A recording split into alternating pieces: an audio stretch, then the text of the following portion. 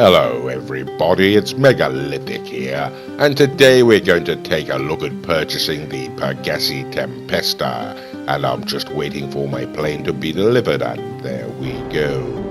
Okay, now heading across Los Santos there in my Hydra, and we'll be heading down to the Maze Bank offices. And there we go. Okay, then let's head on inside the office building then, shall we? Okay, jolly good. And there we go, the Maze Bank offices. Okie dokie, heading on inside now, and let's take a walk up to the computer. As always, I will be purchasing my my vehicle from this location. If it'll let me sit down. Can I sit down? Why, yes, I do believe that I can. Okay then, jolly good, righty-o. Here we go then, let's access that computer.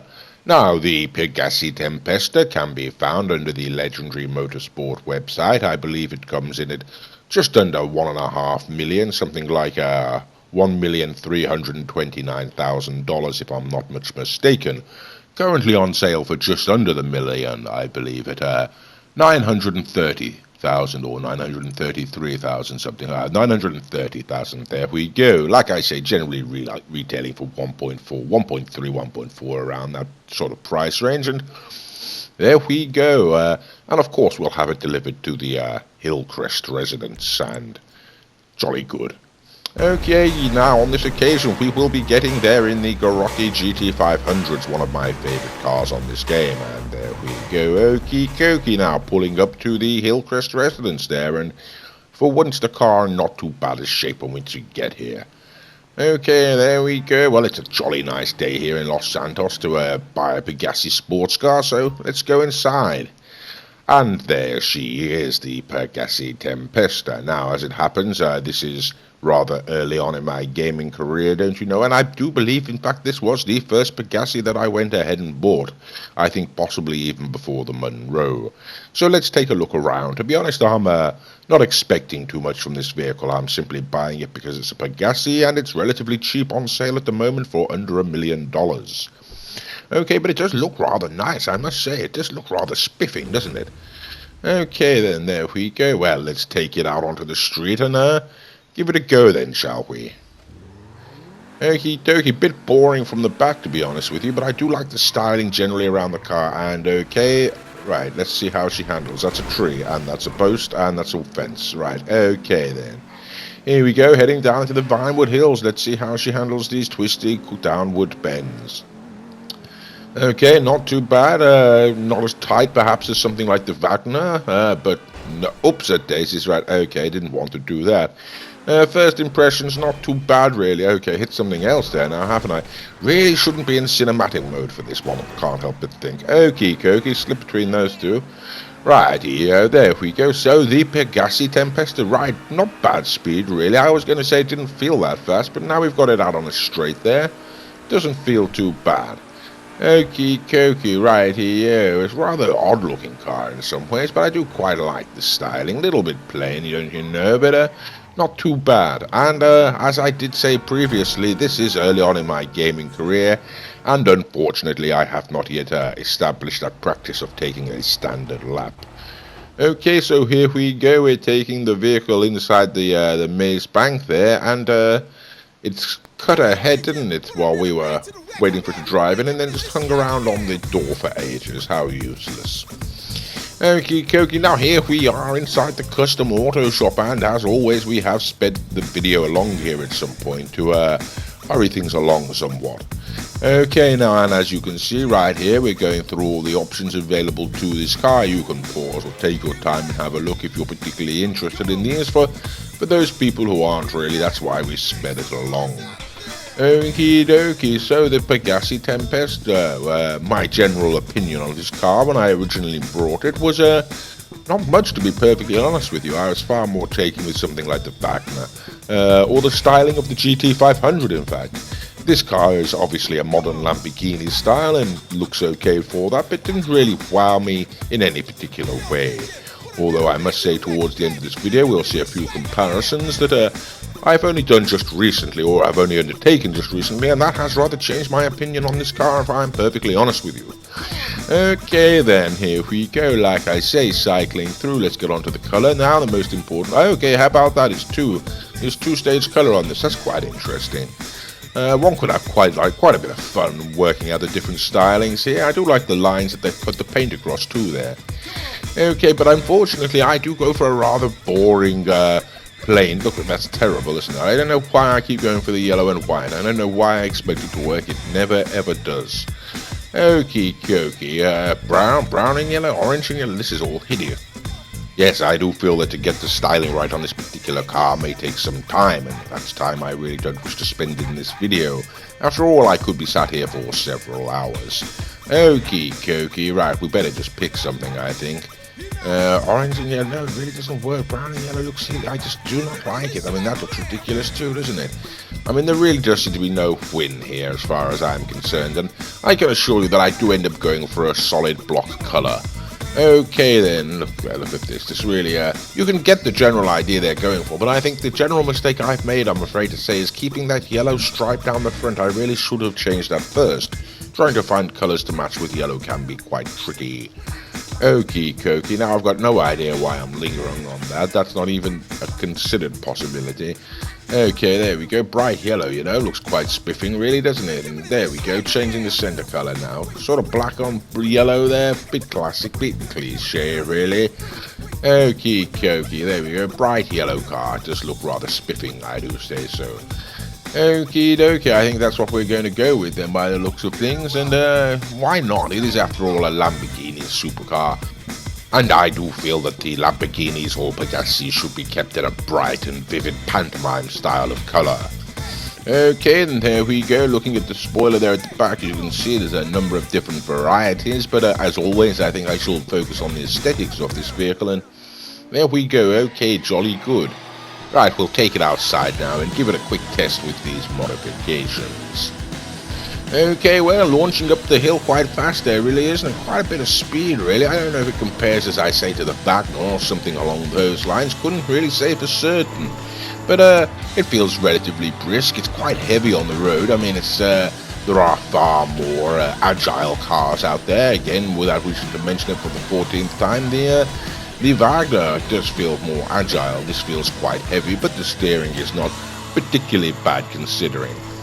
Okay, now, like I say, unfortunately, I have not practiced that. I have not established that practice of taking the standard lap, and so I'm going to be taking this car God knows where, somewhere across the city, but you'll still get a general idea of its driving ability in the hands of somebody who really is quite a poor driver.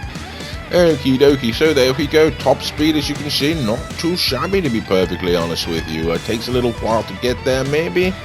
Handling, a little bit heavy to be put. Oops, it is, that's a tree. Okie dokie, yes, like I say, the handling, a little bit heavy. The car does feel like it's got some weight behind it. As you can see, it's got a lot of sliding momentum there. But to be perfectly honest with you, it's not too bad at all. Do I recommend that you buy this particular vehicle? Well, I suppose so. If you're looking for a Pegassi, I mean, the Zentorno is half the price, of course, never forget that. And there are other cars out there, I'm sure, that will beat this with its pants down. However, this is a nice car if you're looking for a Pegassi, so why not go ahead and buy it? May not be the best one out there. But okay, there we go. I suppose there's only really one way to find out, though. So let's go and find out then, shall we? Okay, now here we are. We're putting her up against her little baby sister there, the Pegassi Zentorno, don't you know? And let's find out what a 1.4 million sports car does against a 750,000 sports car. And straight away, as you can see, they're rather interesting, really. The Pegassi Tempesta has taken the lead on the Pegassi Zentorno, though, but not by a great deal. And whoops, it daisies ran into the back of me there, didn't he? Okie dokie, still in front of him here, and there we go, jolly good. Right, okay, what's going on now? Well, has that car got some sort of boost function on it? My good God, what happened there? Right, okay, that's quite interesting, isn't it? Okay, then I think we'll have to give that another go. Like I say, these are both the same brand of car. Both of these are Pegassis. The one on the left, the black one, or the darker one there, is the Zentorno. I, of course, am driving the Tempesta. The Zentorno, $750,000. The Tempesta, nearly $1.5 million, 1.4, certainly twice the price of the Zentorno, effectively. And there we go, I cut across him in the corner. Okay, well, as you could see there, the Zentorno really did have the lead just by a whisker down the straight there. But the Tempesta seemed to cut it off at the corner, and of course I'm racing against Mike. There we go, still in the lead, there's no question about that. Okay, well, I think we're going to have a third round here to establish exactly what's going on. Now, it is my good friend Mr. Raccoon there in the Zentorno, and he is a more proficient driver on this game than I am, and so one would expect that would give him the edge. Okay, we're swapping paint there a little bit again, aren't we? Okay, and again, there we go, right, okie dokie. Right, we really are. Look at that. That really is neck and neck down the straight there. But the Tempesta does seem to be getting the lead. Okay, so now it's all about the corner. Who can get round first and down the other side? And where is the Zentorno? Okay, still very, very close. Look, I mean, that has been pretty much right behind me the whole way down this track and round that corner. Okay, very right, and there we go. Well, it looks like the Tempesta's going to take it on this occasion. And that really is rather interesting, to be perfectly honest with you. So I suppose the question now is, how does it stack up against something like the Wagner? The Wagner is one of the few cars out there that can beat the Zentorno, so let's see how the Tempesta handles herself against one of the fastest, most agile cars on the game. There we go, okie dokie. Well, we got the lead to start with, didn't we? But there comes the Wagner soaring past. And once again, that is Mr. Raccoon inside. Okay, he started to brake a little early there, and he's gone round the corner before me. Okie dokie, well, there we go. It does appear as if the Pegassi Wagner there is going to absolutely destroy the Tempesta.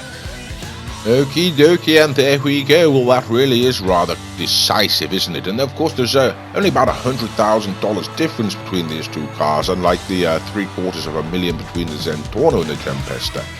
And for that $100,000, you really do seem to be buying a more decisive and significant win there. Okay, now on this occasion, Tempesta's taken the lead to start with, and once again, by the time we're getting to the top of that track, the Wagner there has come on in, and whoops, it daisies round the corner there. Yes, the Wagner came down there, didn't she, down that straight, and started to catch up. Okay, it's neck and neck down this stretch, though, you know. Right, this really is very, very close indeed. And once again, the Wagner gets away. Okay, well, that has been rather close, so I think we'll give it one more go, and why not? It has been proven, I think, and even a poor driver such as myself driving the Tempesta can beat out the Zentorno given enough practice, and that's exactly what happened. But it would appear, hold on a minute, well, it does appear that the Wagner's not catching me on this occasion. Okay, right, very interesting now, very interesting. Where the hell is the Wagner? And there she is, sat right behind me. Oh my goodness, okay, I did not expect that. Right here, well, that was interesting. Well, maybe he got a bad start on that one. Unfortunately, I do think we're going to have to try this one more time. Okay, so like I was saying, the Wagner, or rather the Tempesta up against the Zentorno. Right, okay, there we go. Look at that, the Wagner taking the lead straight away to start with there. Yes, the Tempesta versus the Zentorno. The Tempesta does seem to be able to take it. Look at my God, he's miles away. He's streets in front of me. I mean, he's absolutely... This really does seem strange. He must have got a very bad start that last time, one would have thought, for the Tempesta to take it. I mean, as we have seen, out of four attempts here, the Tempesta's taken the Wagner once, but 3 times the checkered flag has gone to the Wagner there, and so there we go, yes. So the Pegassi Tempesta does beat the Zentorno, doesn't beat the Pegassi Wagner. Wouldn't expect it to really, I suppose. Okay, should you buy it? If you like Pegassis, why not? And thank you for watching.